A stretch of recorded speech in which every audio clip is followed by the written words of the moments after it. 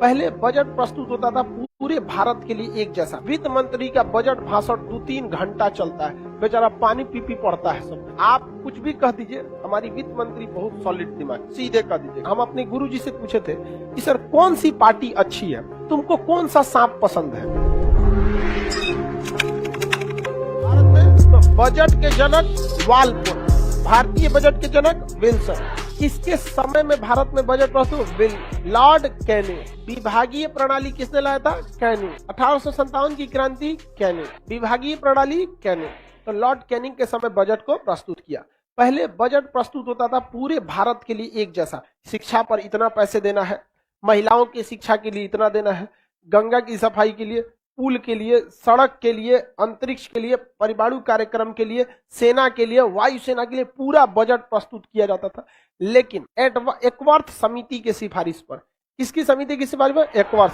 एकवर्थ समिति के सिफारिश पर, लिखा है कि नहीं? एकवर्थ समिति के सिफारिश पर रेल बजट को क्या कर दिया गया? अलग। रेल बजट को अलग, और जो पब्लिक के लिए था आम बजट उसे अलग किया गया। तो रेल बजट को आम बजट से अलग किया गया था एकवर्थ समिति। लेकिन बाद में जब अरुण जेटली आए 2016-17 में, तो 2016-17 का जब बजट प्रस्तुत कर रहे थे तो उन्होंने रेल बजट और आम बजट को मिला दिया।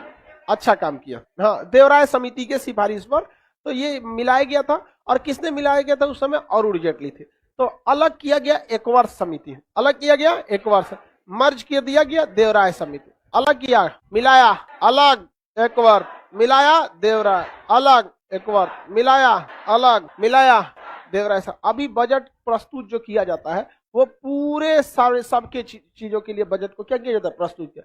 अमूमन बजट को हम लोग प्रस्तुत करते हैं फरवरी के महीना में, लेकिन ये कोई जरूरी नहीं है। कोनो का दिमाग सन का तो जनवरी में कर देगा, कोनो मार्च में ले जाएगा, उससे बहस नहीं है। बजट प्रस्तुत करने का अधिकार राष्ट्रपति को है, लेकिन वह बजट खुद प्रस्तुत नहीं करते हैं, बल्कि वह प्रस्तुत करने के लिए वित्त मंत्री को देते हैं। वित्त मंत्री का बजट भाषण 2-3 घंटा चलता है, बेचारा पानी पी पी पड़ता है सब। पूरा बजट को पढ़ेगा सब, एकदम पीडीएफ की तरह बजट मिलता है। सेना के लिए इतना पैसा खर्च होंगे, सेना को दिया गया, वायुसेना को दिया गया, नौसेना को दिया गया, इसमें ये होगा, सेना खत्म होगा। रेलवे में इतना दिया जाएगा, नई रेलवे लाइन के लिए बिछाने के लिए, नई डिब्बे बचाने के लिए, हवा में उड़ने वाली रेलगाड़ी, बुलेट ट्रेन, ये सबको बजट में प्रस्तुत किया जाएगा। फिर शिक्षा पे आएगा, ऐसी शिक्षा देंगे सीधे हम लोग एकदम वैज्ञानिक बनाएगा, नई यूनिवर्सिटी बनेगी, इसमें भूत प्रेत के बारे में पढ़ाया जाएगा। ये सब कौन पढ़ता है? वित्त मंत्री पढ़ेंगे। इसके बाद जाएगा महिलाओं की शिक्षा के लिए, हर महिलाओं को एक एक राइफल दिया जाएगा महिला सशक्तिकरण के नाम पर, ताकि उनके ऊपर कोई अत्याचार न कर सके। समझ में आ गया कि नहीं आ गया? तो ये बजट प्रस्तुत कौन करता है? वित्त मंत्री। कितना घंटा लग जाता है? 2-3 घंटा। पानी पी पी के बजट प्रस्तुत करता है। थक गए लोग, बैठ जाएगा, सुस्ता लेते हैं, फिर खड़ा होगा। यहाँ पर पुरुषों के लिए बजट प्रस्तुत करने के फिर पुरुष को कौन बजट में पूछता है? इस सबको कौन? निर्मला सीतारमन, हाँ वही प्रस्तुत कर रही है आजकल। वहां पे उस निर्मला सीतारमन में सबसे अच्छी चीज एक ही लगती, किसी का सुनबे नहीं कर, चिल्ला भाड़ में जाओ। समझ में कि नहीं आ गया? उनका पूरा डिपार्टमेंट कह रहा था कि लॉकडाउन में हम लोगों ने 3 महीना एक्स्ट्रा टाइम दिया था, बाद में 6 महीना कर दिया गया कि टैक्स भरने के लिए। तो इनकम टैक्स डिपार्टमेंट पूरा कहा कि मैडम अभी भी बहुत लोग नहीं भर पाए हैं, 1 महीना और दीजिए। इतना 6 महीना दिया, आप कौन चेक में साइन करो, अभी करना है तो करो, तो फाइन लो। चल गया कंगना रनौत पे फाइन लग गया, उछल गई हाई कोर्ट। तो ये सुनबे नहीं करती। आप कुछ भी कह दीजिए, हमारी वित्त मंत्री बहुत सॉलिड दिमाग, सीधे कह दीजिए प्याज बढ़ेगा, मैं तो प्याज खाती नहीं।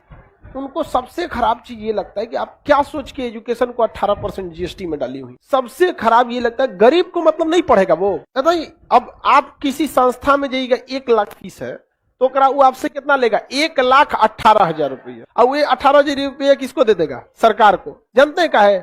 कि पढ़ रहा था। काहे पढ़ रहा था रे? सोचो, उतना तो जुर्माना चोरी करने पे नहीं लगता है, हेलमेट वेलमेट पे उतना फाइन नहीं है जितना पढ़ने पे है। आप गाड़ी गलत चलाएंगे, ओवरटेक करेंगे, 4-5 हजार फाइन है। 1 लाख रुपया फीस देंगे तो 18,000 रुपया ले इधर। पढ़ने चलता है यहाँ पर, पढ़ाई करेगा, होशियार बनेगा, हमरा से सवाल पूछेगा। 18% जीएसटी, 28 लगा दीजिए। आगे बढ़े। सबसे ज्यादा बजट प्रस्तुत किए थे मोरारजी देसाई। किसने किया था? मोरारजी देसाई ने। समझ में आ गया कि नहीं आ गया? किसी को कोई दिक्कत नहीं है? मोरारजी देसाई ने सबसे पहले बजट को प्रस्तुत किया था। जब बजट प्रस्तुत करके जाते हैं लोग, तो इसके बाद विपक्ष वाला चिल्लाना चालू करता है, हाय छूट गया, हो छूट गया। सबका यही काम होता है।